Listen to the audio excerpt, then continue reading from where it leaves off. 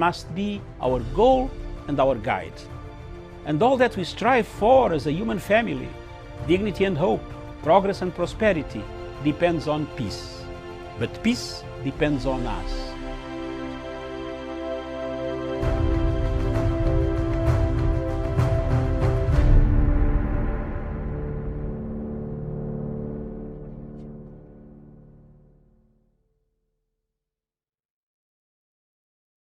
Afternoon to you, and thank you so much for joining us. This is Diaspora Dispatches, where I bring you up to date with what is making headlines across the continent. My name is Miriam Ogotu, and the station is Punchline Africa TV, where we look at stories that affect the continent, and of course we highlight on things that are important to the continent of Africa. A very warm welcome to you, and of course today being a Monday, we have a lot to talk about. A lot of things have happened over the weekend. Of course, Guinea went into a very controversial elections yesterday, and a lot of other things have happened since Friday. So let's just bring ourselves up to date, and we start with some news from Ethiopia. And schools in Ethiopia are reopening, or rather have reopened today after closing for more than 7 months because of the coronavirus pandemic.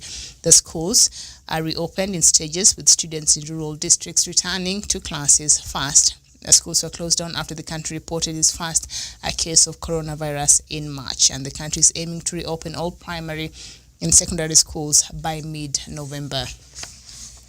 And then we head over to Mauritius, where Mauritius Prime Minister Pravind Jugnauth has hit the UK for refusing to return control of Chagos Islands to the island nation. Mr. Jugnauth described the UK and the US as hypocrites and champion of double talk. The International Court of Justice in The Hague last year gave an advisory opinion ordering the UK to hand over the islands to Mauritius. Britain continues to insist that the ICJ ruling is wrong. One of the islands, Diego Garcia, is home to a US military airbase. And of course, the Prime Minister there told a group mainly of the Chagosians and their descendants that it was a disgrace for the two powers not to respect human rights. And this is what he's quoted as saying: despite the advisory opinion, the English still do not respect the judgment, in complicity with the Americans. And then we head over to South Africa, where South Africa's President Cyril Ramaphosa has wished his Health Minister Zweli Mkhize speedy recovery after contracting coronavirus. Mr. Mkhize and his wife tested positive for the coronavirus on Sunday and are self-isolating at home. He is the fifth cabinet minister to catch the virus in South Africa. President Ramaphosa, in a tweet, urged South Africans to help the country avoid a second wave. We head over to some news that is related to Eritrea, and an Eritrean former refugee has become New Zealand's first African Member of Parliament following Labour Party's biggest victory in 50 years. Ibrahim Omer is now a list MP, having ranked 42 in the Labour Party list. List MPs are elected from a party list rather from a geographical constituency. Prime Minister Jacinta Ardern's party won enough seats to allow Mr. Ibrahim to be in Parliament during the campaigns. Mr. Ibrahim said he wanted to fight for the people in the positions he has been and to have better opportunities for a decent life. And then we go to Nigeria, and the Nigerian government has denied any involvement in the arrest of the #EndSARS protesters in Egypt's capital, Cairo.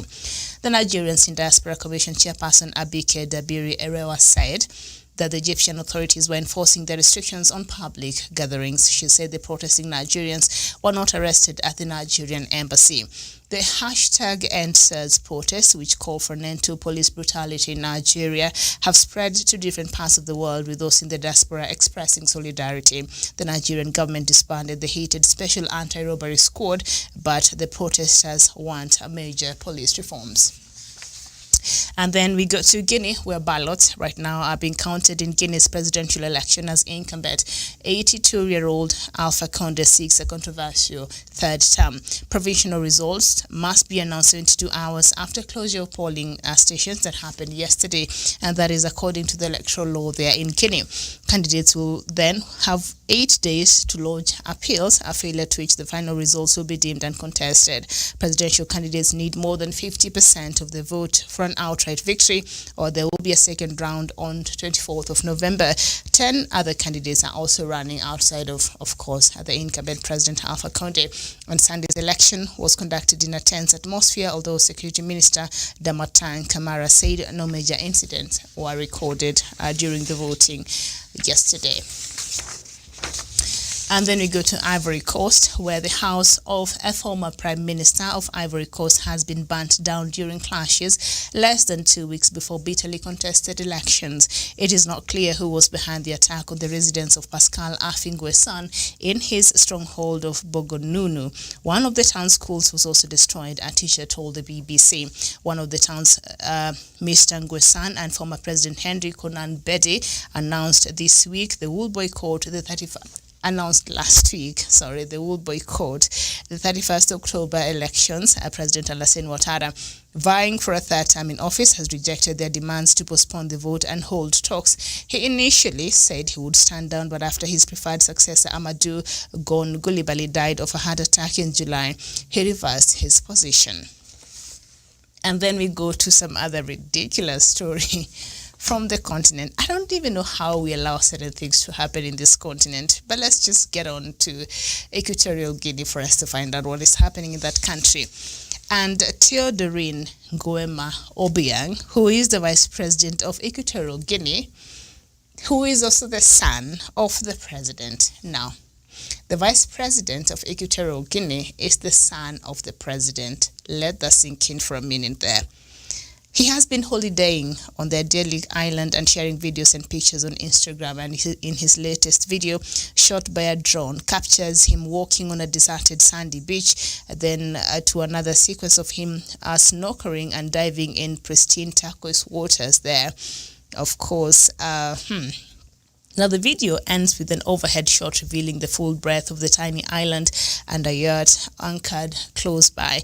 In 2017, The Economist magazine reported Mr. Obiang's lifestyle in a report titled Instagram Playboy. He's also the Vice President of Equatorial Guinea, and now it featured pictures of the Vice President showing off his expensive cars and mansion. That story that was featured on The Economist magazine.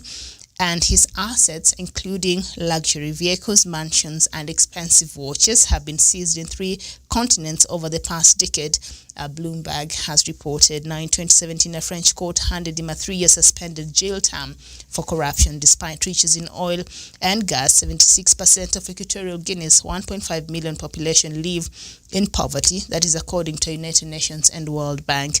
President Teodoro Obiang Nguema Basongo, that is the father, has ruled the country for 41 years. I don't know how that even happens anywhere in the world. A president of the country and the son is the vice president. What? All right, we go to Sudan. And the leader of Sudan's transitional government has pledged to cooperate with the International Criminal Court in its case against former autocratic leader Omar al-Bashir. Prime Minister Abdallah Hamdok met Sunday with a delegation from the ICC led by prosecutor Fatou Bensouda. The ICC has issued arrest warrants for Bashir on charges of genocide and crimes against humanity in connection with the unrest in the Western Darfur region in 2003. Al-Bashir reacted to an insurgency in Darfur against his regime by sending in the Janjaweed militias, which are accused of killing up to 300,000 people and are driving as many as 2.5 million people from their homes. He is currently serving a 2-year prison sentence in Sudan on corruption charges and is currently on trial for the 1989 coup that brought him to power. All right, and then we go to Cameroon, and Cameroon says it has again closed more than 60 schools on its northern border with Nigeria to save children and teaching staff from increasing Boko Haram attacks. The Central African state has deployed its military to teach displaced children in locations they say are safe. Boko Haram is increasingly using suicide bombers as the military has drastically reduced the terrorist group's firepower. Osmanu Gaga, the Cameroon basic education official on the northern border with Nigeria, says recent Boko Haram attacks have made many schools very unsafe. And still staying with Cameroon, and Cameroon says a United Nations report last week calling for the release of the country's main opposition leader, Maurice Kamto, is one-sided, subjective and distorted. The United Nations report accuses Cameroon of stifling the opposition. Cameroon's government says its recent arrest of nearly 300 people at a protest was justified because they were calling for the overthrow of President Paul Biya. Government spokesperson Rene Emmanuel Sadi says the United Nations report on the legal proceedings against opposition leader Maurice Kamto and his Cameroon Renaissance Movement Party supporters is false. Sadi says the arrest of the CRM supporters last month was in accordance with the Cameroonian laws and international conventions to which Cameroon has freely subscribed. Kamto was not arrested, but police have not allowed him to leave his home since September 22nd. In its report, the Working Groups on Arbitrary Detention and Enforced or Voluntary Disappearance of the United Nations High Commission for Human Rights demanded that authorities release Kamto and his supporters. So, police has been surrounding the house of the official opposition leader there in Cameroon since September 22nd. And then, so basically he's been under house arrest. What do you call that? The police have been surrounding his house 24 hours. So Maurice Kamto has not been able to leave the house. Remember, on the 22nd of September last month, the opposition, led by Maurice Kamto, had organized some protests there to protest against President Paul Biya, and also they wanted to compel President Paul Biya to address the issue with the Anglophones that has caused a lot of humanitarian crisis there in the northwest and northeast regions of Cameroon. And then with some news has to do with Biafra, and former Niger Delta militant leader Alhaji Asari Dokobo has called on people of the region to shun the protest against police brutality and scrapping of the Special Anti-Robbery Squad, SARS, and focus on the reinvention of the sovereign state of Biafra. In a Facebook post on Sunday, Asari addressed people of the Niger Delta participating in the nationwide protest, which he said is a waste of time. According to the ex-warlord, there is nothing to restructure about Nigeria, insisting that it is a waste of time cooperating with the Yorubas in the #EndSARS protest, adding that the only solution for the Niger Deltans is to team together with the Ogonis and the Igbos and Efiks and reinvent Biafra. He said this was because nobody can oppress the Ijao man in Biafra. Asari said that the people need at the moment is political freedom, and every other thing will come at the right time because you will control and hold your oil. That is what is quoted as saying. And then we go to Somalia, where plans by the United States to withdraw its troops from Somalia has caused anxiety among partners involved in the war against terror in the country, which with appeals for Washington to reconsider its decision. Now, there were reports that President Donald Trump had asked his top security advisors to draw up a plan for the withdrawal of the United States troops from Somalia in order to fulfill a 2016 campaign promise to bring the U.S. soldiers home from places like Afghanistan, Syria, and Germany. While the plan to withdraw from Somalia is not yet concrete, it could leave the African Union mission in Somalia, AMISOM, less effective, given that the U.S. troops have been providing essential aerial surveillance of Al-Shabaab activities and helping in air bombardment using drones. Somalia's President Abdullahi Mohamed Farmajo tweeted that his government wants the U.S. troops to stay.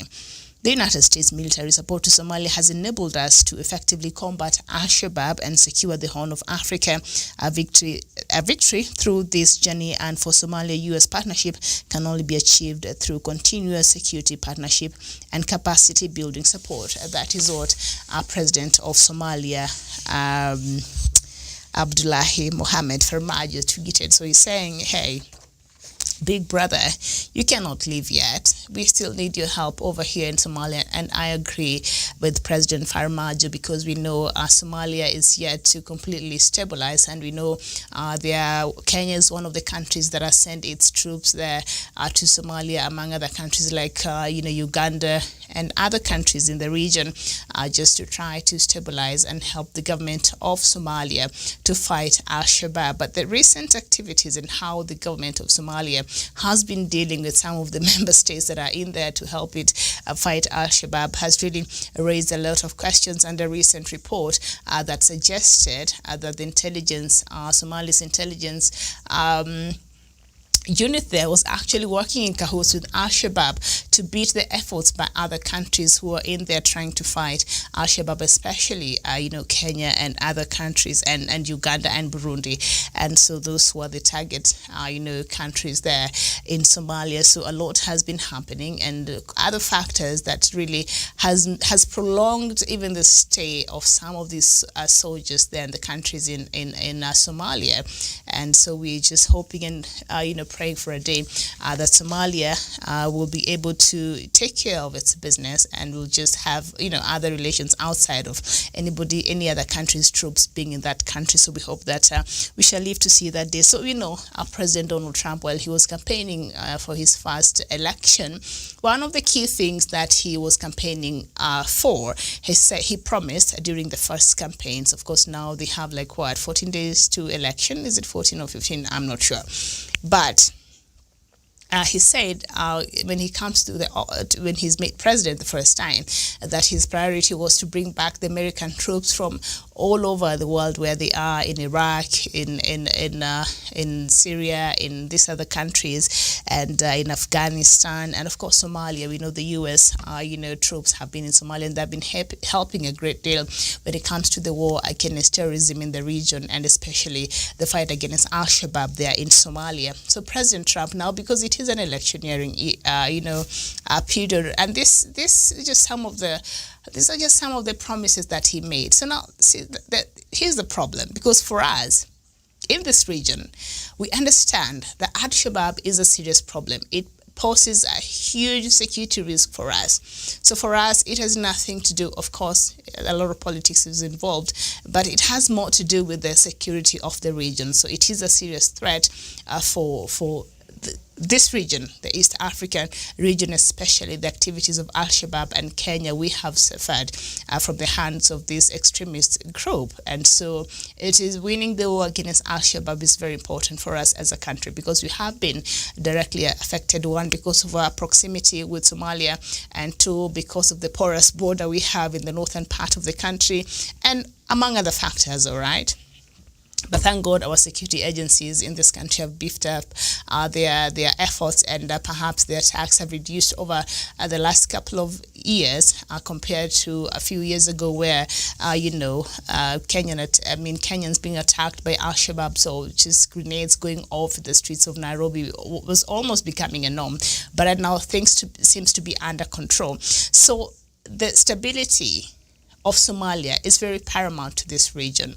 If Al-Shabaab can be defeated, that will be good for Somalia, but more so it will be greater good for the rest of the region, because it has become a menace in this region. So for us, it's not just about we have troops there and then that's it. This is a very important war for the region and for Somalia itself, regardless of other things and other factors that are now coming up about a lot of other allegations that perhaps might be hindering the successful fight against Al-Shabaab and the successful eradication of Al-Shabaab in Somalia and in this region. And for the external factors, we keep talking about external factors all the time. And when we see now President Donald Trump, this is a promise he made in 2016. That he wants to bring the troops back to the U.S. And now elections in the U.S., of course, we know it's just nearing. They've started voting, of course, early voting.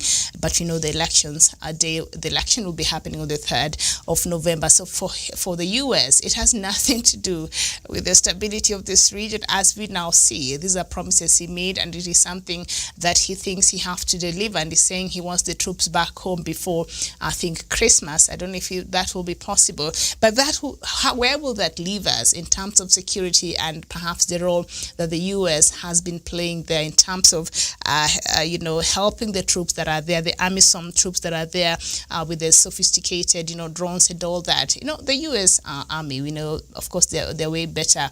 They have better weapons and all that, and the technology that is needed, to fight some of these things. So by them pulling out, what will that mean to the fight against, terrorism in this region? And what does that say about, we keep talking about foreign policy, and a lot of these decisions that this country make that affect us as Africans really have nothing to do with the benefit of us. You can see they only do something when it betters them, when it favors them, when it is in line with their foreign policy and their politics. So Donald Trump made this promise when he was first being elected that he will pull back its troops from across the world back home, and that is something that he has not been successful in doing because of other factors. He came in and he realized, we cannot just get the American troops out of Afghanistan. We still have to deal with the extremist group in that country. We cannot just pull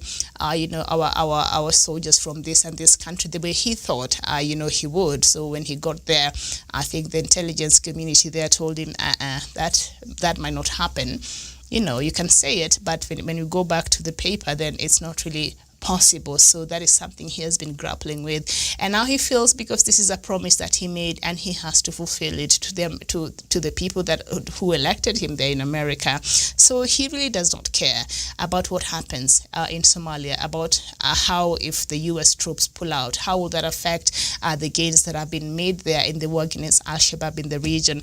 And that tells you, when they decide, when they're drafting these foreign policies, and they're coming into our countries and trying to help and all that, and sometimes they mean well, but a lot of times it is just having their own purpose. It is having their own politics, to some extent, and they're also their own foreign policies, and a lot of times has nothing to do with us in this continent. Thank you so much. So let's bring ourselves up to date with what is happening there in Nigeria. Of course, we talked about the SARS, the end SARS, and it is something that has been happening since last week, and the protest has refused. The protesters are still, demanding for police reform. That is what now the protesters there in Nigeria are saying.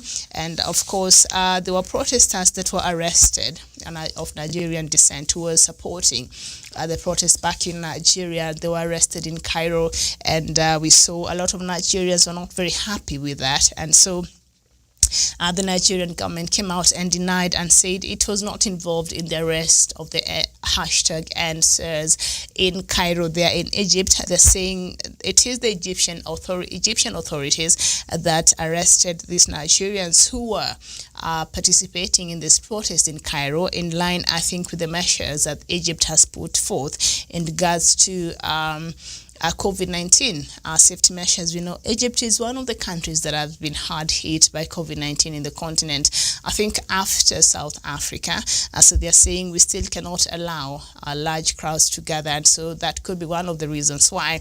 But a lot of Nigerians, read some malice, and they say that must have been, the government of Nigeria that instigated for those protesters to be arrested there in Cairo, Egypt. But the government, through the Nigerians in Diaspora Commission, chairperson Abike Dabira Erewa, came out and said that was not the Nigerian government, had nothing to do with the Nigerian government or embassy there in Cairo, but this was Egyptian authorities who are enforcing their restrictions on public gatherings. I don't know what you make of that. And now this person, the former Niger Delta militant leader, he's a militant leader. Please help me understand.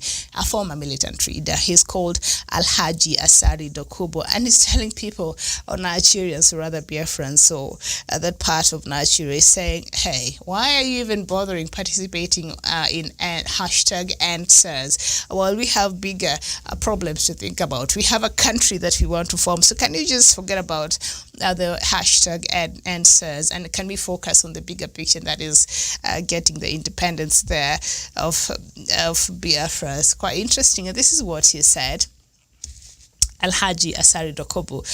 He called on people of the region to shun the protest against police brutality and scrapping of the Special Anti-Robbery Squad, that is SARS, and focus on the reinvention of the sovereign state of Biafra. So he's saying security right now, police brutality, human rights abuse, arbitrary arrest, extrajudicial killings by the Nigerian police on the SARS, and now the group that has been disbanded is saying, you know what, that does not even matter. We have better things to worry about and to think about. I don't know what you make of that. And of course, he's saying that if we get our own political freedom, we shall be able to control our own oil. So SARS, as far as this person is concerned, is not a Biafran problem there. All right, you tell me what you make of that. And of course, yesterday we told you that Guinea was going for an election yesterday, and right now, as you speak, the counting of the ballots is ongoing there. Of the votes is ongoing. So I guess, of course, they're supposed to announce the results in 72 hours period. So perhaps tomorrow we would have known who is the winner of the elections. And if the first person does not get 50% of the votes, then there will have to be a rerun that will be slaughtered on the 24th of November. That is according to the electoral laws there in Guinea. And we know President Alpha Conde changed the constitution sometimes back in March when people are just starting to deal with COVID-19, and the world was caught up in its own safety measures and trying to get the mask and all of that, and so nobody was really paying attention. And President Alpha Conde quickly went and changed the constitution to allow him to run for an illegal third term, and it's very controversial, and that has caused a lot of protest there in Guinea and also costed a lot of lives there. So the elections, the counting of the votes is ongoing. So I think by tomorrow we should be having the results of that election that took place yesterday. And we saw Sunday's election was conducted in a tense atmosphere. But of course, the interior minister or the security minister there in Guinea came out and said there were no major incidences of security that were reported. So everything must have gone on quite well. Of course, President Alpha Conde is being challenged by a few other candidates.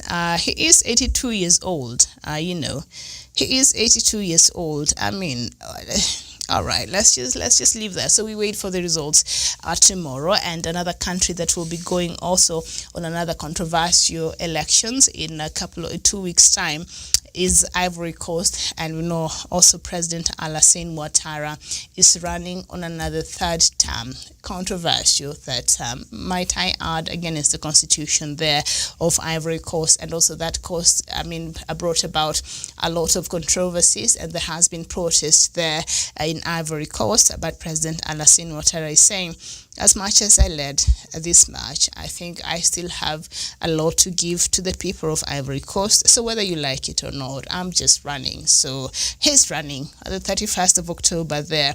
Talk about constitutional coups here in Africa. And Alassane Ouattara came into power after the highly contested elections about 10 years ago. Remember, from Laurent Gbagbo, that even caused some crisis there and conflict that saw even people die. And Gbagbo was taken to the ICC, but he was acquitted. Still, in Belgium. I think, did he come back? I'm not sure. But I don't think he's running. He's not running. He was not cleared to run by the Electoral Commission there. He was initially not cleared, and then cleared and then uncleared. I don't know. It's just whole controversy. And so, of course, he initially said he would not stand. And he had chosen his preferred successor, Amadou Gon Coulibaly, who was his prime minister. And then somehow the guy died. I'm not insinuating anything, but the guy died from a heart attack in July.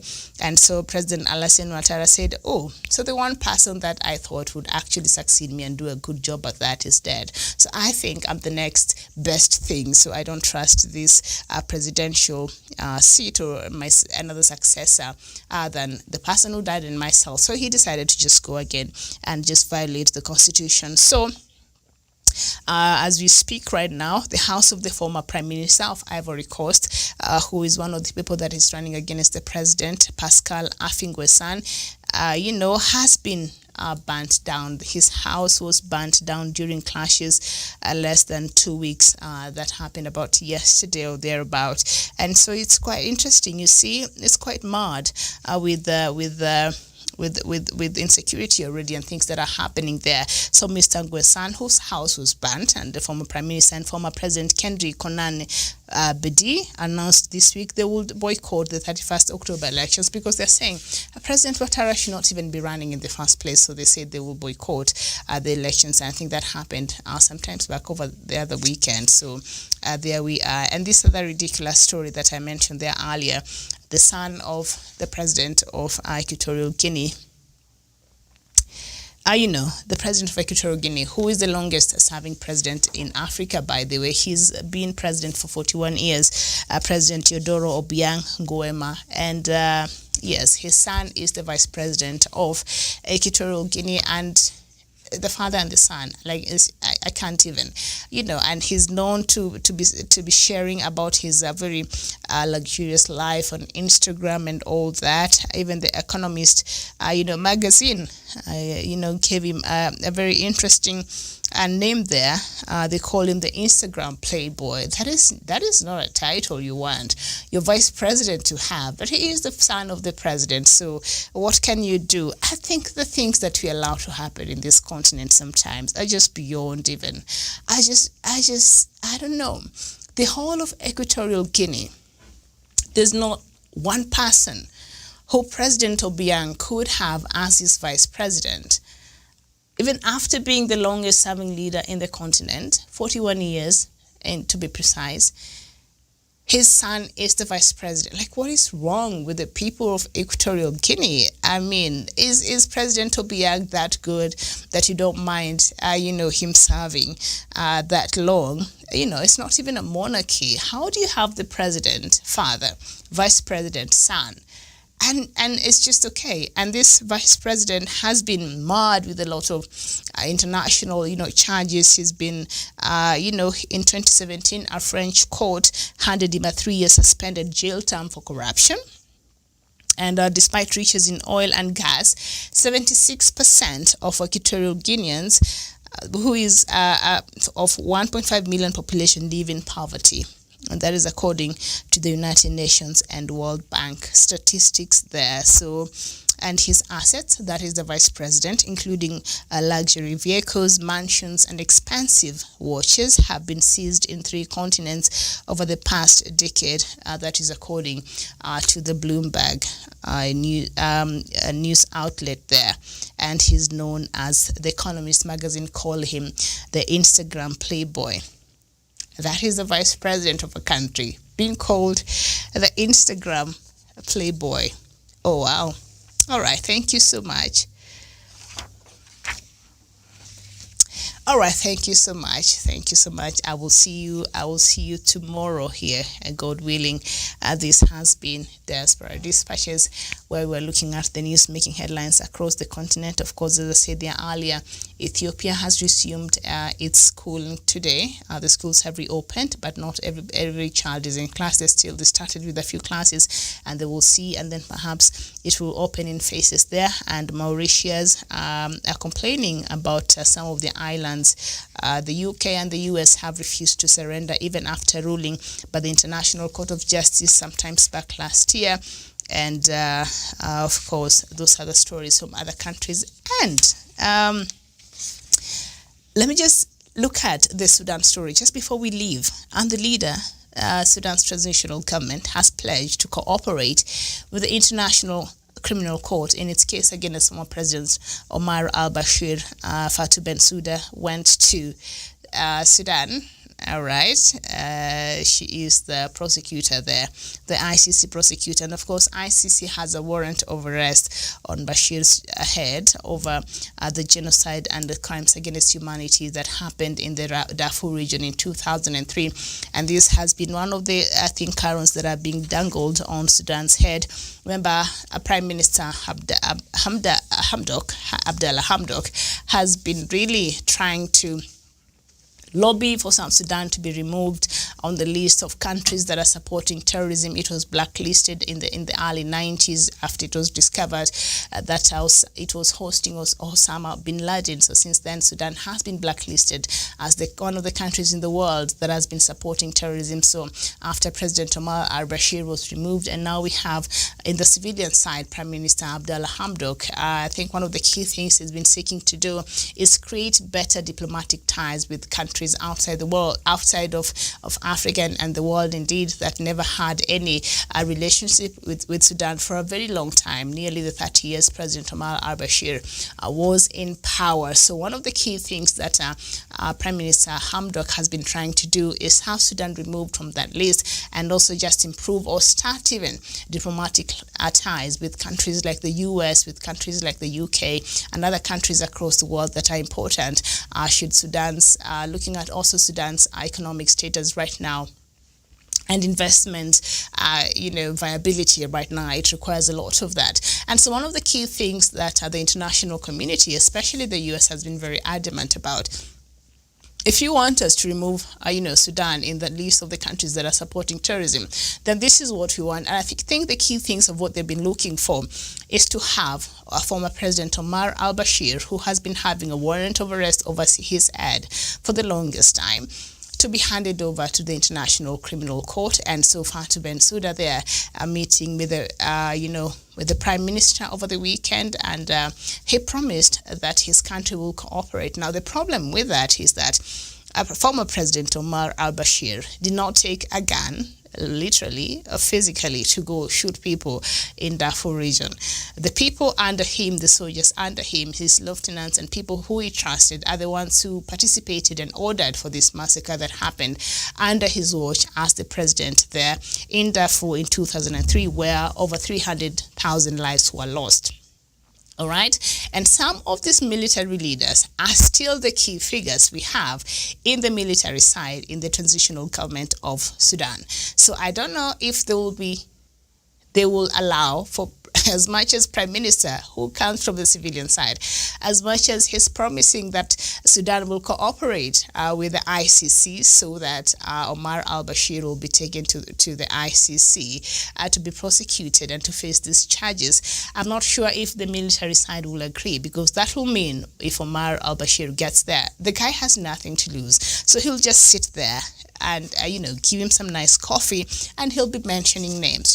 This general is the one who was stationed in this place. This person, this person, this person. And these key generals and soldiers are still very active and very important in the transitional government of Sudan. So will they allow for President Omar al-Bashir to be tried? Because that will mean they will be implicated. So that is the quagmire that Sudan gets itself in. But that is a story that we shall be following, and I'd like to see how that will play out.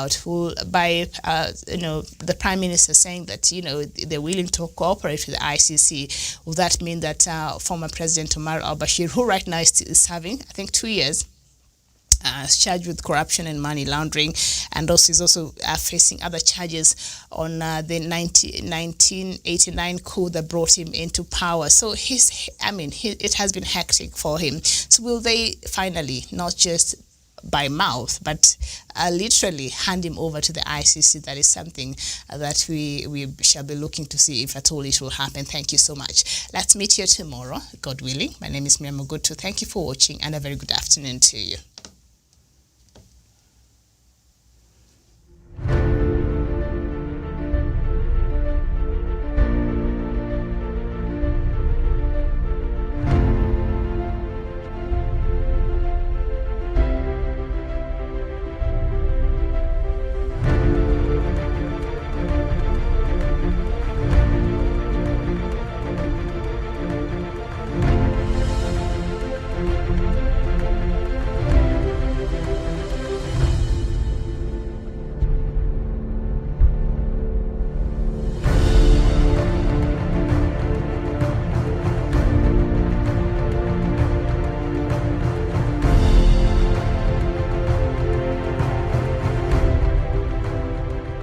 Peace must be our goal and our guide.